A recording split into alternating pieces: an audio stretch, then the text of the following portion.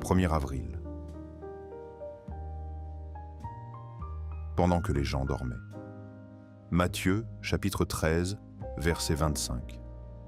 Qu'arriva-t-il pendant que les gens dormaient? Un ennemi est venu, s'est infiltré dans un beau champ de blé et y a semé de l'ivraie. L'ivraie est une petite semence produisant un grain qui ressemble au grain de blé, mais qui est toxique et peut causer la mort. Un seul peut être responsable d'une telle chose, un ennemi.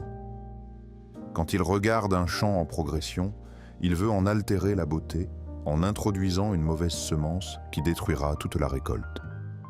Je ne sais pas si vous connaissez à sa juste valeur le beau champ de blé que vous possédez, sa vie éternelle et glorieuse que vous avez reçue du Père par Jésus-Christ. Si vous l'ignorez, sachez qu'il en existe un qui le sait, et c'est votre ennemi le diable. S'il pouvait détruire votre champ, il le ferait. C'est pourquoi la Bible nous enseigne de veiller spirituellement sans cesse, et il est possible de le faire. Il est écrit « pendant que les gens dormaient ». Cet ennemi ne vient pas lorsque vous êtes réveillés, mais quand vous dormez, c'est-à-dire lorsque vous vous assoupissez, que vous vous laissez engourdir par les soucis de la vie, le travail, les plaisirs, et que vous oubliez de travailler dans votre champ spirituel. Tant de choses nous entourent en ces derniers jours.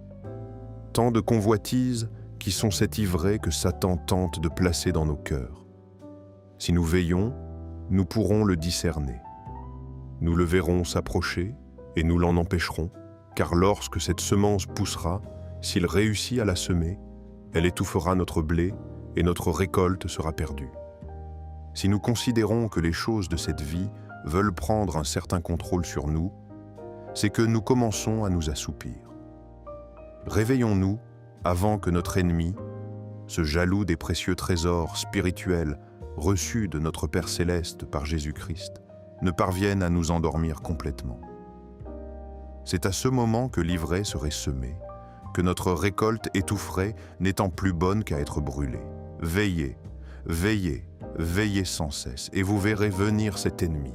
Vous pourrez toujours, menant la grâce de notre Seigneur Jésus-Christ, remporter la victoire et conserver le bon dépôt qui vous a été confié.